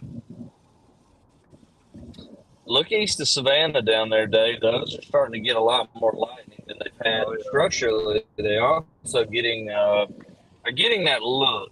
They're getting that look down. I'm going to tell you something, Brett. Can I tell you a secret? Unless my radar is old. You have a I radar don't know. in your car? Did we lose Brett I again? got multiple radars. I don't know. I was about I just don't have Starlink right now, unfortunately. you, You need AT&T. you need a If somebody from AT&T's listening to this, we need a sponsorship. I'm just saying. hello. See, that's what I mean. Brett's gone. Yeah, he's gone more than he's here. That's what he doesn't know. But that gives me opportunity to talk about him. I found that out last night that he's gone enough to where I can't talk about him. But he also has so many people who love Brett Adair that last night I mentioned I had to mute him because he got on a personal phone call, and I thought, I don't know what he's doing. Is he placing a bet? Is he going to do something illegal here live on television to the national audience of 60 million or whatever the number was? And so I muted him, and when I did, people just ripped into me. David muted Brett. They're having some kind of a fight. Oh boy, there's never a dull moment when you're in a car with him for 7, 8, 9 hours, 12, 14. Yeah, especially when he's driving. He's one of the only people who can go from just talking, having a normal conversation, to absolutely snoring, ripping, sound like a chainsaw in about 2 minutes. Not even 2 minutes. When we were in Irma, you know the sound your tires make when you go off the side of the road? That was like my theme song. During Dorian in 2019 up here, him and Logan come up and met me in Cherry Grove in north side of Myrtle Beach. And Brett slept through a tornado as me and Logan filmed it from the parking garage we were at. He didn't care. He just slept right through. He was still snoring. Me and Logan walked out the window. He's like, hey, we got a tornado. He's like, oh, cool. And went back to sleep. Well, I can't say a whole lot because I fell asleep in a C-130 flying into the eye of a hurricane. So I've kind of been in that. That's on my bucket list. I've been a couple of times. It's a hoot. But it's also it's a pretty long trip. I admire what they do. They do it, every day. But it's the 2 times I've been out was over 12 hours on both trips. And I mentioned this last night. Some people still say that I own the record for the largest cooler ever brought aboard of Air Force reconnaissance aircraft because they told me I could bring food. and I had a 64-quart fishing cooler that I brought on. That's awesome. Yeah. But the netting, so you sit in the netting on both sides, and it's so freaking comfortable. Right. And you just sit that there. home from the props, man. That put me to sleep. Yeah. But anyway, it looks like you have high visibility there in front of you. I do have a couple little echoes showing up here where we have an inbound and outbound. It's close to shore now. This is just south of Skidaway and Tybee. Yep. So there is a little segment there that's rotating. Yeah, I noticed you got the I guess the northwest to southeast oriented band. Then it kind of goes more southerly as you get out from the coast, and that I guess that southerly branch is what I'm expecting to come up into Charleston over the next few hours here. Yeah. That's that one cluster. Then you got this thing sitting here. This one, well, there are 2 there that are just south of Savannah that will be coming northward. 2 that have reason to believe there's shear there. They're being sheared off on the north side, but we know the movement down at the surface is coming in out of the southeast more than anything. It's wrapping up, but they're blowing off on the upper side. You can see, so you got pretty good, at least. Right. Yeah, there's definitely some change there. And also back down to the south again, there's this other little element that's sitting well out there that's got some lightning associated with it. This thing's about to come to onshore here. This would be a close call as to whether or not they call that a waterspout, i.e. tornado, because there is inbound and outbound, and there's an effective shear there that is noticeable. It's not negligible. It's noticeable there very well. And the stuff that you're talking about further to the north here, if we look at the radar up in this area here, out of from Charleston northward in particular, but the 4 or 5 cells just south of Myrtle Beach, there's a kidney bean that's on shore over here right now near Litchfield Beach and Pawleys Island. That just coming ashore a few moments ago. Huh? That is a nice part of our coast. That's a nice part of our coastline. Yeah. I love Pawleys Island. Yeah. Garden City Beach off to the north, and All three of those, there are three cells out there that look to have the potential to be water spouts or spouty, sort of. There's a little gap here with some lightning going on there in that particular area there, too. And a few more that are coming in even as far north as Wilmington tonight that we'll be looking at. These just now beginning to show up and come on shore here over the last 30 minutes or so. Fairly decent fetch of moisture there. Another one up into Jacksonville that goes westward across North Carolina. That is noticeable there too, and this will be the area during the day tomorrow. Are you going to sort of travel tomorrow to stay into this light risk area? I may. My plan was to stay out most of the night tonight. I guess especially until the risk kind of shifts off to the east up into North Carolina. Eastern North Carolina is not my friend chasing. That's just the road network and the data network up there is just horrible. And plus, after being out all day and all night tonight, I'm gonna want some rest. Right. So definitely gonna stay out tonight and kind of work my way up the coast as the threat evolves. All right.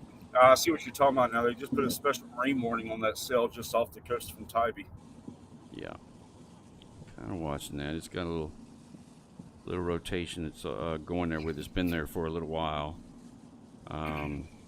Coming on shore here, and like I said, there's two of them actually. And Brett, you mentioned the veering a little bit earlier. You mentioned in certain degrees again, and can you make an inference here that we know the storm movement is from the southeast to the north and west here a little bit, because I can put this into motion. You can see that general push is in that direction, but also the other thing that we can see is that each one of these that is cellular obviously has a component that lines up more like this. It's being blown off at the top there.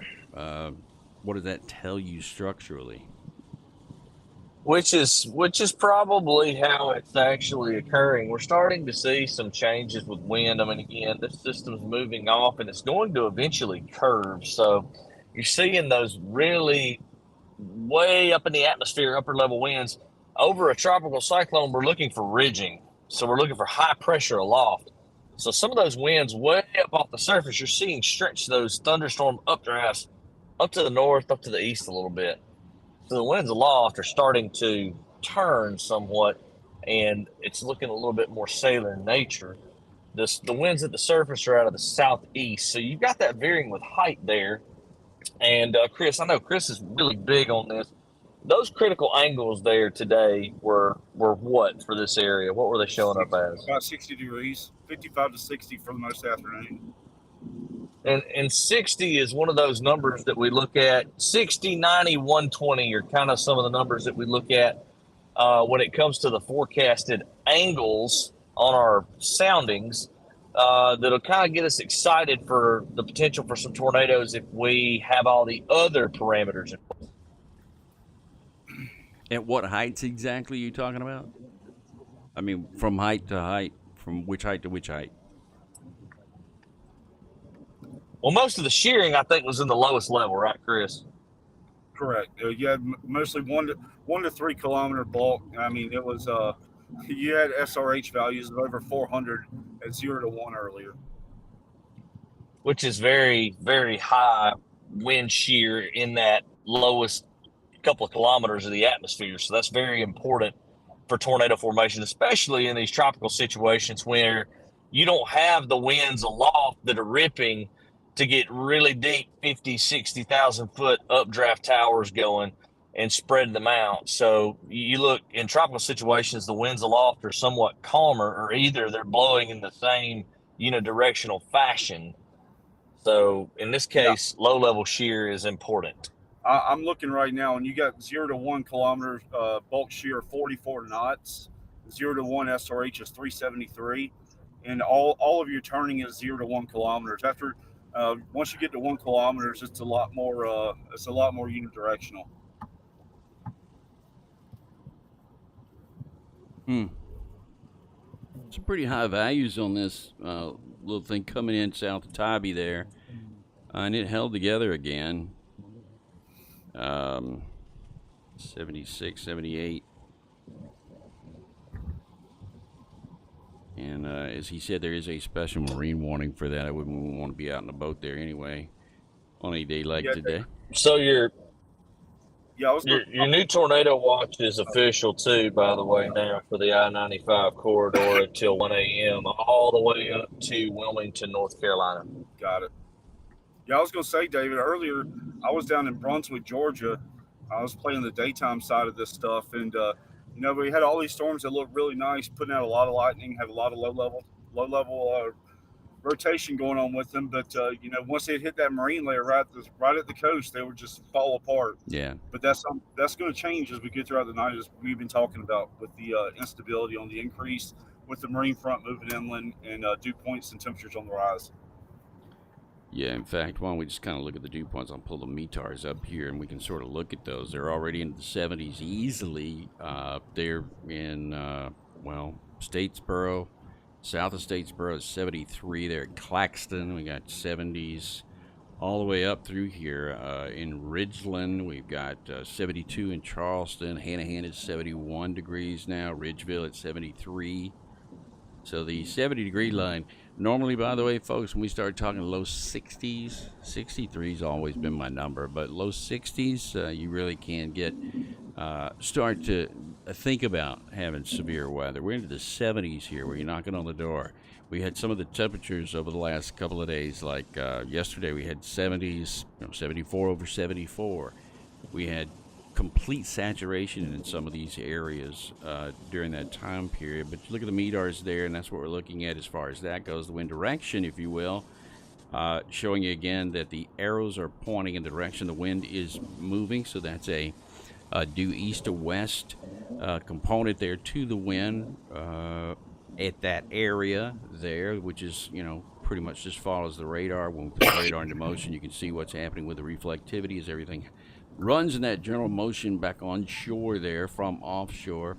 So some of the characteristics of being on the northeast side of a low pressure center, that's what we got right now at this point. Brett, you had something else you were about to add, and I think Chris cut you off very rudely. No, I'm good. I'm trying to start some trouble. Well, here's the thing.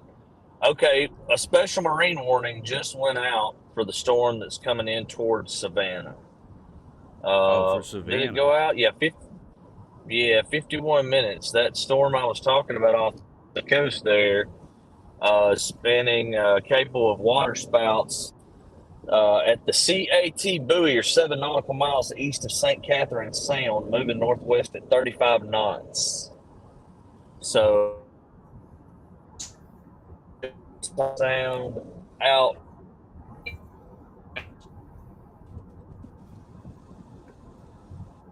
Chris, if you'd like to translate for me. I don't think I can get that one. That one was pretty tough. Yeah. I know the Adair language pretty well, but that one was even rough for me. He's talking about. Yeah, I don't know that one. Let's see. The CAT buoy, is that 41008? I can look at data scope here from WeatherFlow. See if I can find that thing. I'm watching these pictures from the buoy out there, 41008, and just crazy that you can get an actual. What would you do, Brent, if you saw the buoy photograph out there and there was like Joe Biden was there waving or something, or somebody that was famous was like looking into the camera? Is that possible? It's a question. It's not something I want to know. It might be a question that came in here. I know one thing. We're about to have some water issues in downtown Charleston again. We're coming up to a high tide here about 9 o'clock. that flows. Yeah, I'm sitting here looking at data scope, and some of the WeatherFlow stations are ripping 26 gusts into 40 straight into the Sound, or straight into Charleston Harbor. Well, personally, that might be where you want to end up for a little while if the tornado threat doesn't materialize in the near term. I think it still might be a little bit before that gets going too good. Yeah, I think it's going to be closer to probably 10 o'clock, maybe 9 to midnight in the Charleston area. Maybe a little later than that.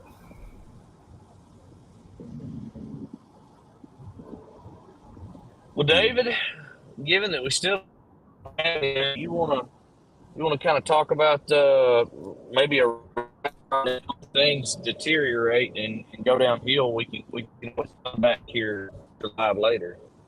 Yeah, why don't we do that? Why don't we do that? If we get Yeah, some that sort of sounds a warning or something, I'm gonna go get me something to eat. I hear Penny downstairs barking. I gotta go take care of that and some other things, and I'm gonna get me a red light so that when I come back we can match. I'm gonna have to go find me one somewhere too. Yeah, see if you can Like I get you one, said, Chris. it's the red light. It just makes you look cooler than Chris and Yep. I, and I'm Yeah, totally against just that. don't.